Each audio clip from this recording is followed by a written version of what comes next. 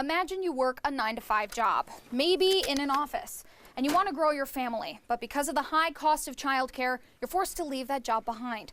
This is the story of hundreds of parents across mid-Michigan. I was removed from the workforce after having a child and not being able to find childcare, and then in trying to return to the field, not being able to afford childcare on a program director salary. Leaving the early childhood education field was a tough decision for Rachelle McKissick-Harris to make, but she did it to keep her family financially afloat. Now back in the workforce, she says she spends about $1,600 a month just on childcare. It can sometimes feel like a lose-lose situation. It's, do I pay for daycare this week or do I buy groceries? With free preschool and childcare programs that could help parents in Governor Gretchen Whitmer's 2025 budget, advocates like McKissick-Harris are pushing for those plans to pass. We're here to help kind of bring that message, work collaboratively with our partners to ensure that our state is really doing good by our families with young children. The Early Childhood Investment Corporation says the average Michigan parent is spending anywhere from 30 to 40% of their income on childcare. Christina Wickert says she's one of the lucky ones who can keep their job and be a mom. But she says lawmakers need to ease the burden for all families. We budget our priorities, and why isn't this a priority? Why aren't our children a priority? Why aren't working families a priority? We are the people too. We won't stop fighting free. Board of Trustees members making a swift exit from the room, with pro-Palestinian protesters on their heels, demanding that Michigan State University cut all financial ties with Israel.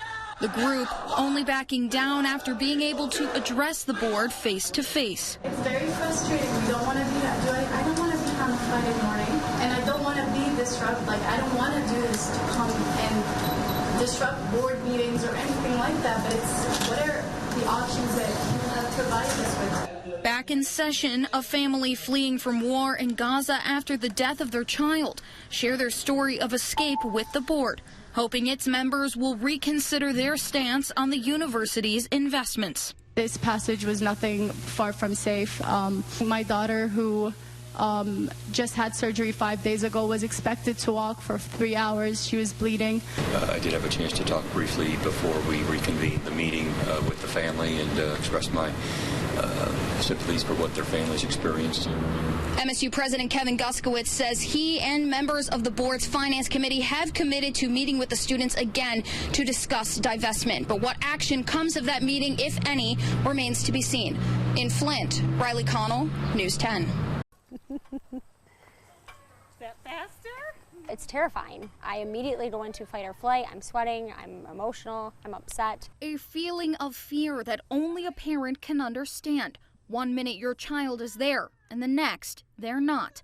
But the fear is twofold for parents like Kelsey Johnson. He's nonverbal, and so with nonverbal communication and autism, it's not always as easy as just saying their name or yelling their name and trying to find them because they may not respond. Johnson says her 7-year-old Arlo has wandered away from home before, a common characteristic in kids with autism called eloping that led to tragedy in Clinton County last year when a nonverbal autistic toddler drowned in a creek. The community really came out, tried to find him, tried to locate him. The tragedy struck a chord in state lawmaker Graham Filler. Now he's pushing for an expansion to the Amber Alert system to include kids with autism who wander away.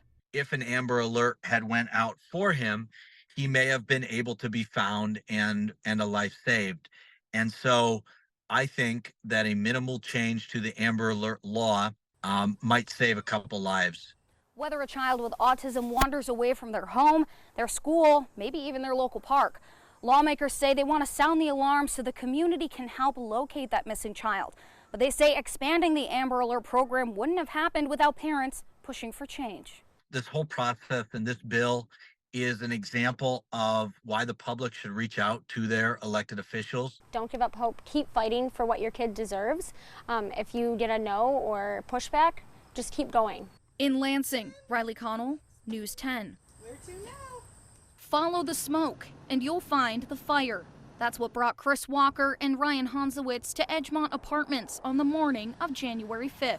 I didn't hear no fire tones going off or no fire trucks. I knew it was a fire and nobody knew about it. So I seen him going through the front doors. I'm like, yep, I'm going right behind him. When Walker, a Portland police officer, and Hansowitz, a Department of Public Works employee, saw flames coming from the apartment lobby, they jumped into action, banging on doors to wake the sleeping residents. And some of them didn't believe us. Yeah, they didn't, not at all. And we were pounding extra hard, yelling extra, and we had to explain to more than one that... They opened the door, just kind of with a look on their face like, is this really a fire? I'm like, yeah, this is really a fire. Responding to emergencies like an apartment fire is something that Walker signed up to do when he became an officer with the Portland Police Department. But saving lives isn't in Hansowitz's job description. He says with or without training, when the moment came, his survival instincts kicked in. I don't know if it just natural took over and just knew how to get people out. Then after I got all done, just looking back, I got in the parking lot looking back at the fire, that's kind of hit me then. Like, wow, that was intense. Within minutes, Walker and Hansowitz saved 22 lives. It was a big relief. Yes. An example of the power of teamwork by two people who'd never even met. Now bonded for life. If I see him out, I'll probably stop and talk, and see how things are going. So definitely I think it's going to be different, for sure. In Portland, Riley Connell, News 10. With every bang of the gong, that's another bag of hair donated and eventually crafted into a wig for a child in need. I just donated 14 inches of my hair. Wow, that's a lot of hair. Yeah. How did it feel to get it chopped off? Do you feel lighter? Yeah, I feel lighter. The haircut and styling comes free of charge at the University of Michigan Health Sparrow Hair-a-thon. But being able to provide a head of hair for someone who lost theirs to cancer treatment, priceless. It's very special, and I really like how they're unwillingly giving up their hair for all of the kids who don't have any. 10-year-old Mary Jane Seeloff knows what it's like to be one of those kids who needs a new head of hair. She fought leukemia right here at the Herbert Herman Cancer Center in Lansing. It wasn't an easy journey. It sometimes would be hard because I don't like getting my port in. See, this is my scar. But Mary Jane kept fighting. Now she's back as a special guest stylist to help other people donate hair. It was really fun, and I really like cutting people's hair. It gives her more feeling like she's worth more, she's got more to give. It just makes her proud of herself, too. And the gong keeps ringing through the afternoon, reminding pediatric oncology nurse Cindy Medier what kind of sacrifice these hair donors are making. We are aware that hair donations are a very personal gift and that it literally takes years to grow your hair out so that it's long enough to donate. So we take that responsibility very seriously. What would you say to them, to anybody who's thinking about coming and giving their hair away? It's really good, and thank you for doing that for the kids who don't have any hair. It's very nice. In Lansing, Riley Connell, News 10.